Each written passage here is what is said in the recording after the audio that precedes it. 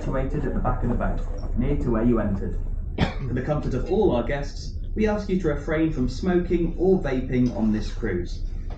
Please switch your phones to silent and keep noise volume to a minimum. This is a safety announcement. This boat is licensed to carry 249 passengers. We maintain constant contact with Thames Navigation and the River Police at all times.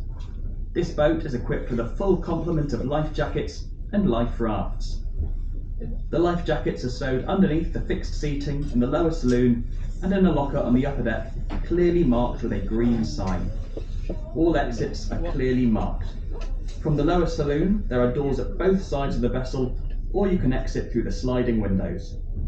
The upper deck is easily accessible by steps either side of the lobby. In the unlikely event of an emergency, the captain will give you full instructions. The captain is located at the back of the boat on the upper deck. In order to keep their view of the river clear, please remain seated throughout the journey.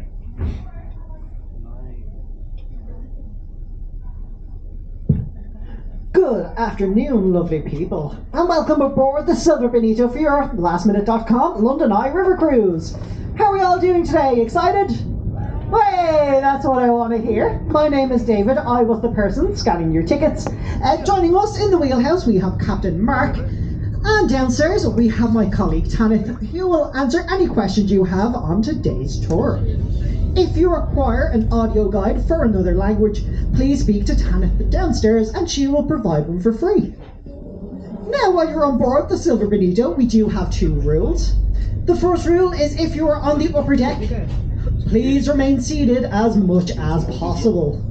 It is dark now, the floor is very slippery, it has been raining most of the day, and also, more importantly, the captain is located behind us. They need to see where they're going. We haven't had any Titanic moments yet, and we want to keep the track record going, so please remain seated when you're taking your photos. Of course, if you do need to use the loo, or if you want to get out of the rain, do feel free to head down. Although on this tour the cafe downstairs is closed, and this is due to staff illness. We do apologise for this. Now, to kick off our tour, and a question for everybody, who can see Big Ben? Ooh, okay. This is a plot twist, you can't see Big Ben from here. I know, what you can see is the Elizabeth Clock Tower. Big Ben is actually the name of the 13.5-ton bell housed within that clock tower. Don't feel bad if you did think it was called Big Ben. It was renamed the Elizabeth Clock Tower in honour of the late Queen's Diamond Jubilee. So even Londoners still call this Big Ben. We are lucky to see the clock face in all its splendour. As for the past 5 years, it was under scaffolding as it was going under restoration work.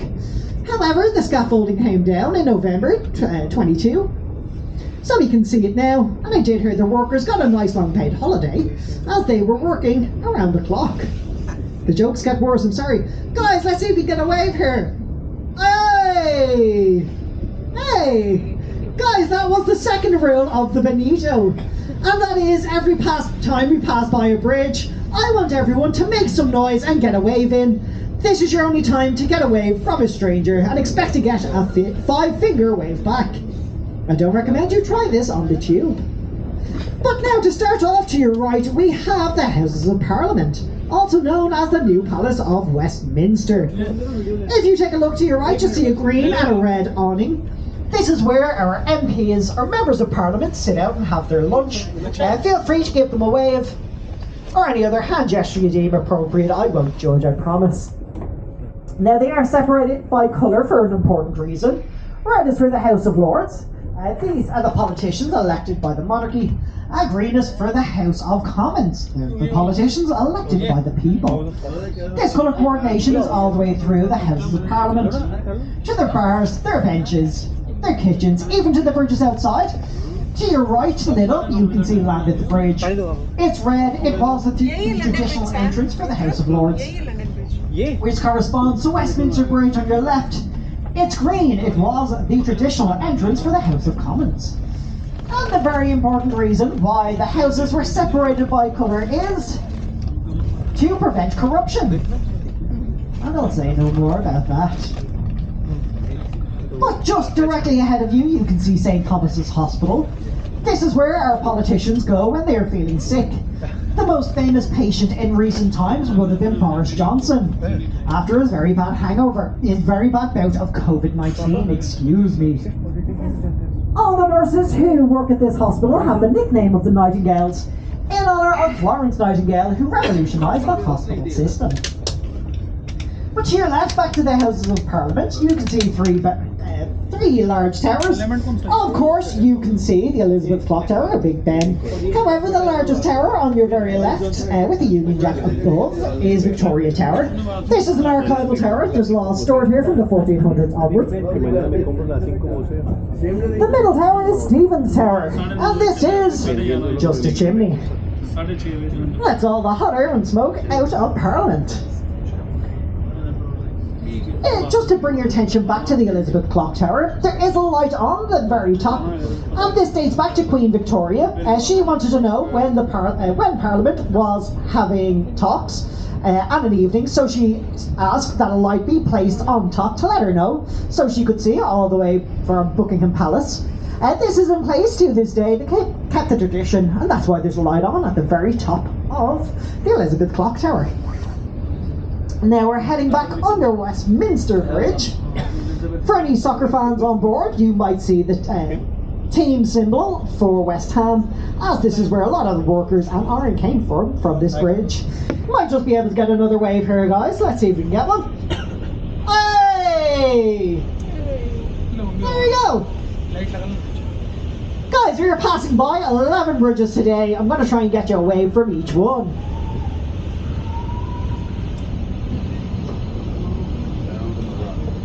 To your right, we have County Hall. This was once the office of the Council of London. Today, however, it's home to my employer, Merlin Entertainments. There you can find such attractions as Sea Life, the London Dungeons,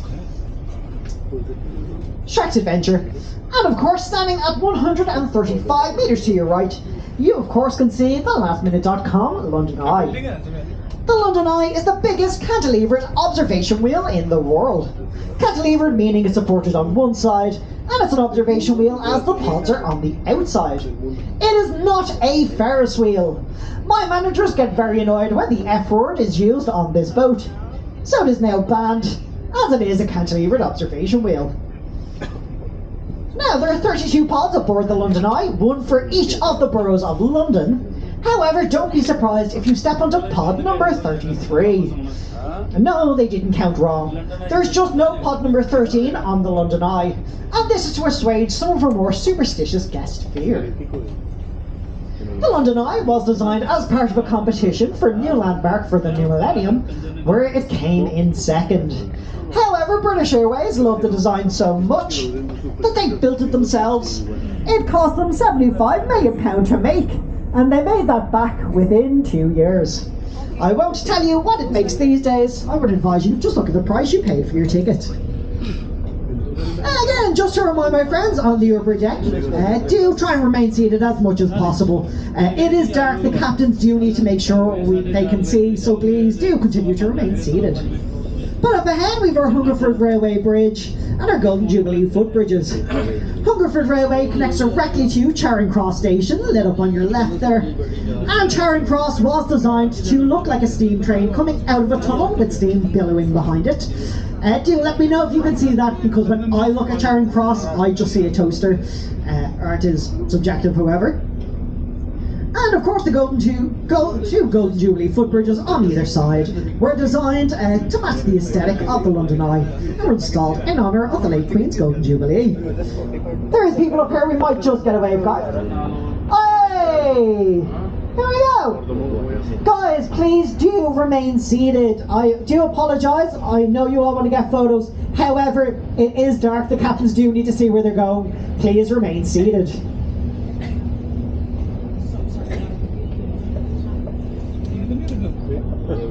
To your right, we have South Bank Place and Royal Festival Hall.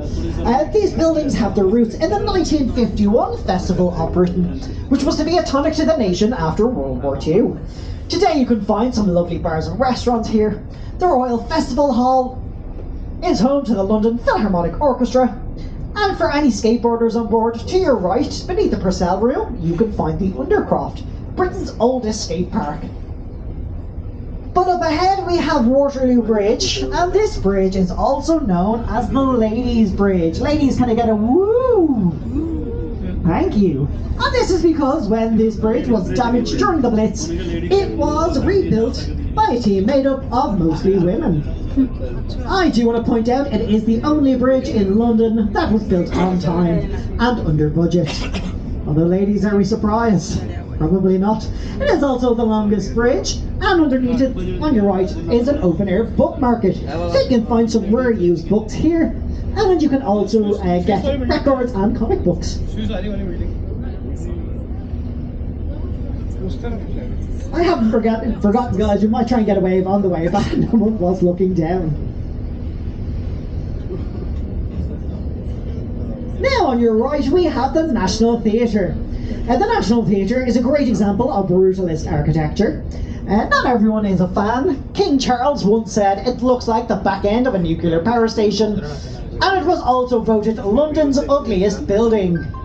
However, I can tell you it is what's on the inside that counts, as you can find 3 stunning theatres inside, including the Olivier Theatre, so you can see West End quality shows for not paying West End quality prices. So I do recommend checking it out if you want to see a show. Now, just up ahead on your left, you can see the Dome of St. Paul's. This is your first good look at St. Paul's. I will tell you a bit more about St. Paul's as we get a little bit closer, although there is a nice skyline behind it there as well.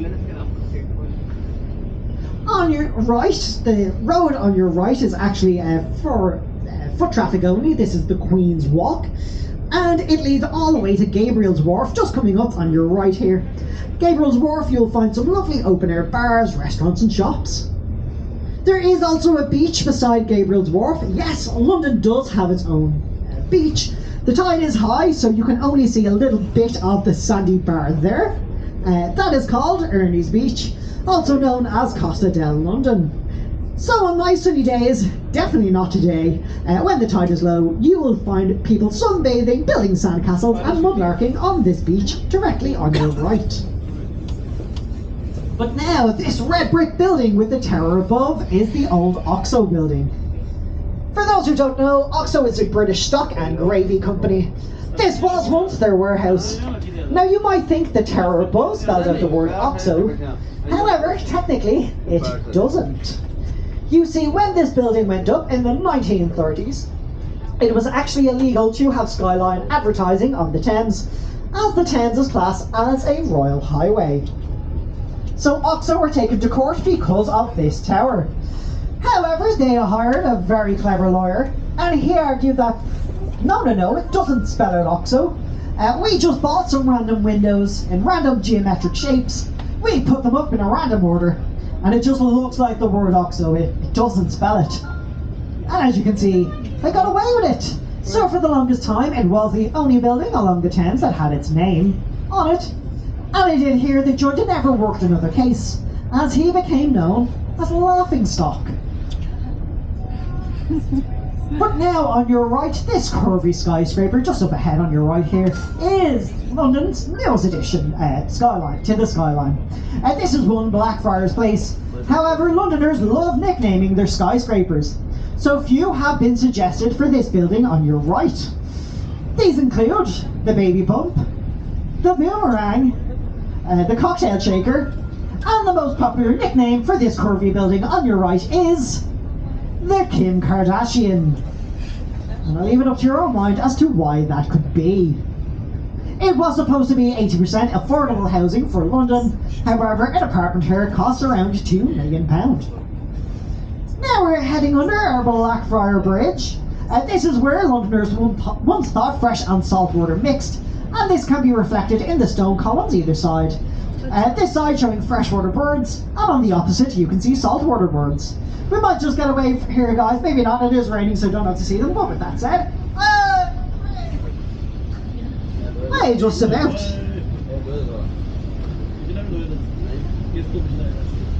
Guys, if it does get too windy or rainy, do feel free to head downstairs. We just do ask you that you are careful on the stairs on the way down. Now, these columns on either sides are the remains of an older bridge that was on this spot. When the bridge came down, they realised these pillars were embedded so deep in the Thames they would need to use dynamite to take them down. They couldn't do that without destroying the other bridges. So instead, they painted them red, gave them a grade 2 listing, and they hoped no one would ever notice. And that's why I point them out 6 tours a day. But on your left, you can get an even closer view at St. Paul's Cathedral. St. Paul's is the second highest dome cathedral in the world, second only to St. Peter's in the Vatican. This is the 4th iteration. The previous one burned down during the Great Fire of London. This version was designed by Sir Christopher Wren. He designed it to be 365 foot high, a foot for each day of the year you could be worshipping, and it's been home to a number of different events, including Charles and Diana's wedding, and the movie Paddington 2 was also set here.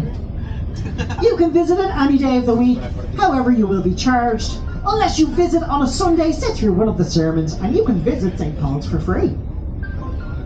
Now, the bridge we're passing under now is called the Wibbly Wobbly Bridge. I'll tell you why on the way back, although I do want to point out that this was the landmark that won the competition the London Eye was designed for. It is usually a very friendly bridge, so I'm sure we will get a wave here, guys, so feel free. Hey! There we go. Now, on your right, this white building with the thatched roof, all lit up in fairy lights, is Shakespeare's Globe Theatre. And it opened its doors in the long ago year of 1997. Well, this is actually a recreation of Shakespeare's Globe. This version was designed by American film director Sam Wanamaker. He used the same construction methods to build it, which was used to build the original Globe, so no power tools were used in its making. It is an open-air, mainly standing room theatre. During the summer season, you can get a standing ticket for about £15. However, some Shakespeare plays can go on up for 4 hours, so just bear that in mind and plan ahead. However, for the winter months, there is a Shakespeare-themed Christmas market inside. I do recommend paying a visit. Hello downstairs, I hope we're all keeping warm and dry. But up ahead, we have Southwark Bridge. And this bridge is also known as the Lonely Bridge. Aww. And this is because of all the 34 bridges in London, it has the lowest footfall and the lowest road traffic. However, it was designed in the 1920s Art Deco style, so it is considered one of London's prettiest bridge.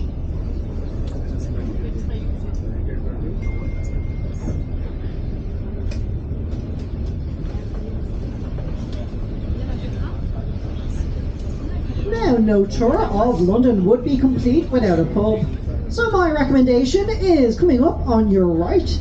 This small building with the red windows that has the lights just outside of it is the Anchor Tavern, one of the oldest riverside pubs in London.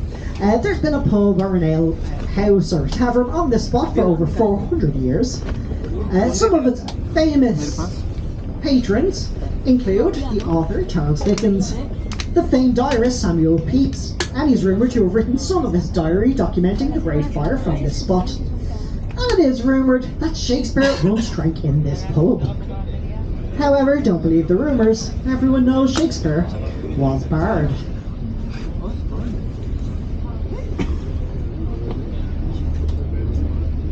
Now, just up ahead on your left, behind the little concrete buildings, you will see a stone column with a gold orb.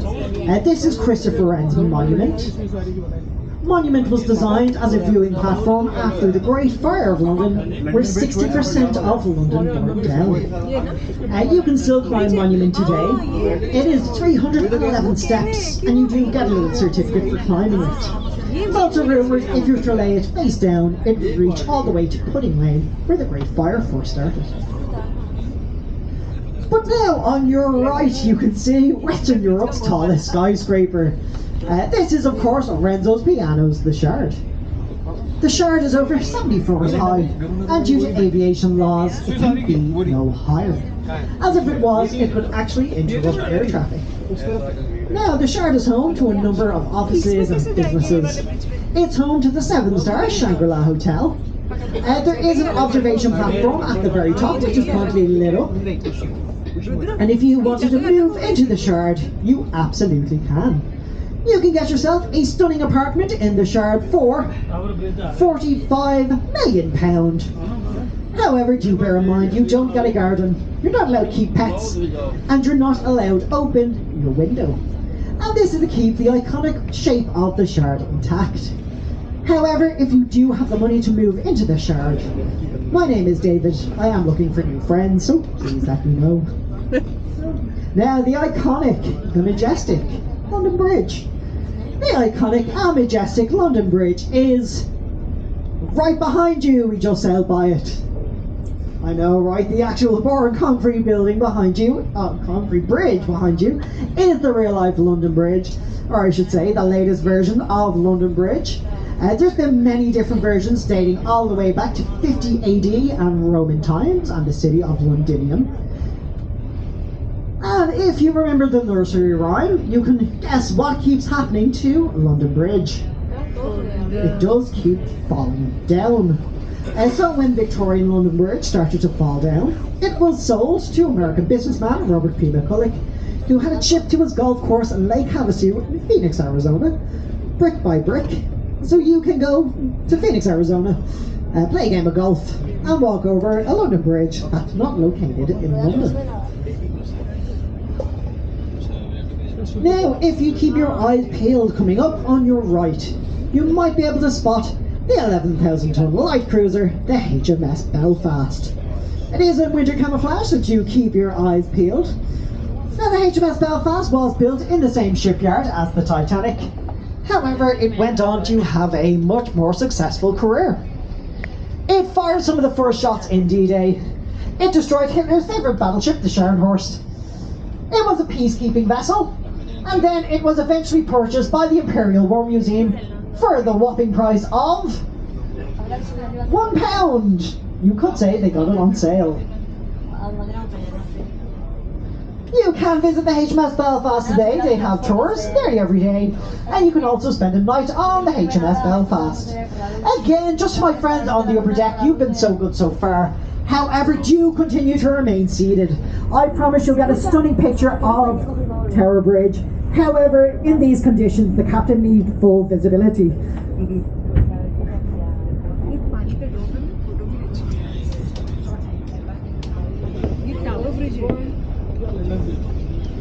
However, the captains do still need to see where they're going, and the person behind you doesn't want a picture of your back, so please do be considerate of those around you.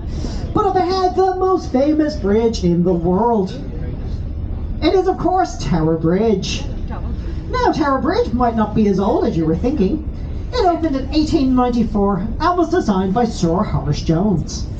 The original Tower Bridge is actually the steel part you can see in front of you. The stonework was added later, designed to match the aesthetic of the Tower of London on your left.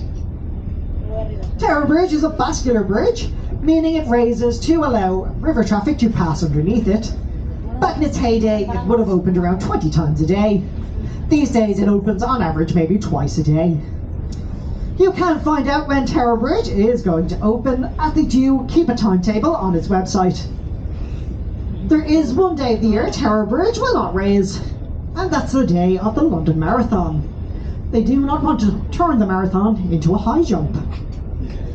Now, for those who are still braving the top deck, make sure to get a wave here, because if you get a wave, we get 5 years good luck. So make some noise, everybody. Hey, on the bridge! And just like that, guys, 5 years good luck. We can all buy a lottery ticket at the end of the tour. This is based on an Edwardian myth. As this was the last point sailors would see their loved ones before they set sail on their voyages. It was believed if they got a wave here from them, they would be back within 5 years' time. We are now in the Old Port of London, once the busiest port in the world. It was said you could cross from one side to the other, hopping ship to ship, all without getting your feet wet. The buildings around us would have been warehouses, wharf standing for warehouse at riverfront. Butler's Wharf to your right was a spice warehouse. Today they are £2 million apartments. But now on your left, you can get the picture you've all been waiting for. I am of course talking about a selfie with me. No, I don't blame you, it's fine. To your left, you can get Tower Bridge with the iconic London skyline behind it. If you are uploading your photos to social media, do use the correct hashtags. Hashtag, it's Tower Bridge, not London Bridge. Hashtag, London Eye River Cruise. Hashtag, David is the best tour guide in London. I heard that last one will get you a load of likes.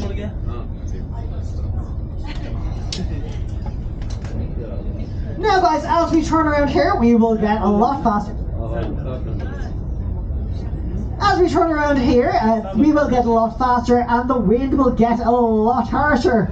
So, if it does feel too windy, like I said, do feel free to head down. But on your right, we have the grisly, the gruesome Tower of London. Construction of the tower began in 1066 by William the Conqueror and was completed by his son William II in the year 1100. Now the tower has been many things in its time. It's been an observatory, it's been a fortress, it's been a palace, it's been a zoo. However, it's most well known for being the most fearsome dungeon in all of Britain. Now, despite its rather grisly reputation, it is estimated only 22 people were ever executed inside the tower, as this was a right reserved for royalty. 3 queens were executed in the Tower of London, including Catherine Howard and Queen Anne Boleyn. If you were a commoner, however, you would have been taken around the corner to Tower Hill. You wouldn't have been beheaded, you would have been hanged instead. I know, how charming. Today, however, the tower is home to the Crown Jewels and the Royal Armoury, and you can visit it. If you're lucky, you might run into the Yeoman Warders, also known as the Beefeaters. They actually live in the tower and they protect the Crown Jewels.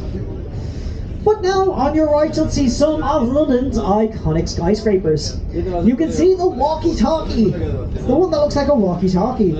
We have the scalpel, looks like a scalpel. The cheese grater, that's the one that looks like a cheese grater. And of course the gherkin. And yes, that does look like a gherkin. Now, my favourite of all of these buildings is the slightly round building, the walkie-talkie, also known as the Fenchurch building. If you take a look at the top, you can see why.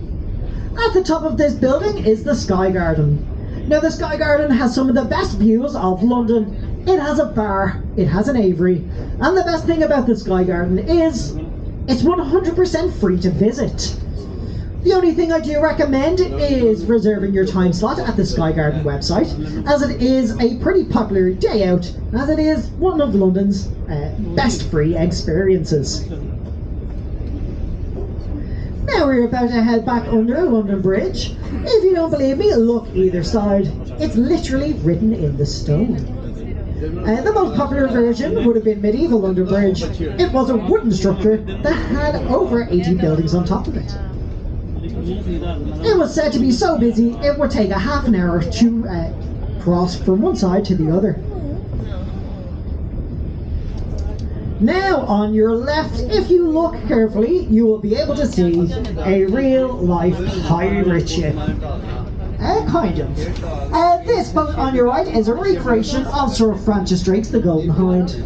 Sir Francis Drake was the first Englishman to fully circumnavigate the globe. So yes, he made it all the way around the globe. And when he got back, do you think he was punished for his piracy? Well, he wasn't. He had stolen enough gold to pay off the national debt 3 times over. So instead, he was given a knighthood and land. Just goes to show you, everybody, crime does pay if you're mates with the aristocracy. Now we're passing back under Southwark Bridge.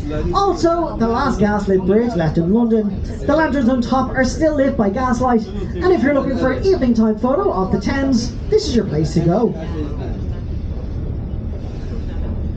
On the left, this stone building with a very big chimney is the Tate Modern Art Gallery, one of the biggest modern art galleries in the world. It is free to visit. You'll see some stunning artwork. I do recommend a visit even if you're not a fan of modern art, as there is a stunning cocktail bar on the top floor, so maybe after a few drinks you just might become a fan of modern art. But back to the bridge right ahead, the Wibbly Wobbly Bridge. You might recognise this from Harry Potter and the Half-Blood Prince, where this bridge was attacked and then destroyed. You might recognise it from Guardians of the Galaxy Volume 1, where this bridge was attacked and then destroyed. You might even recognise it from the movie London Has Fallen. And you're never going to guess what happened to this bridge. Yes, it was attacked and destroyed. So this bridge's name is the Millennium Bridge, and when it opened in the year 2000, it had to close after 3 days. And that's because users of this footbridge complained of such a severe sway, they were getting motion sickness and vertigo, so they closed it down. They reopened the bridge 3 years later after a team of NASA engineers installed earthquake dampeners to the bridge. When it reopened, its designer, he was a man called Norman Foster, he went on live television to defend his bridge. And he said, there was nothing wrong with this bridge, nothing at all. It's those Londoners, they don't know how to walk. Which is a bit harsh, especially considering it was recently closed and the wobble came back.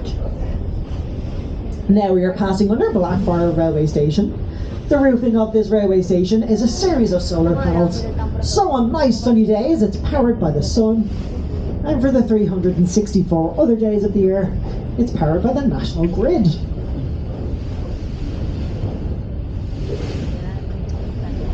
Now on your right you can see Bazalgette Embankment, and you might see some construction work going on. Now you might be wondering, what are they building here? Is it a new tube station? A new London Eye maybe? Well, wonder no more. I am delighted to tell you that they are building London's brand new and improved super sewer system. Yay!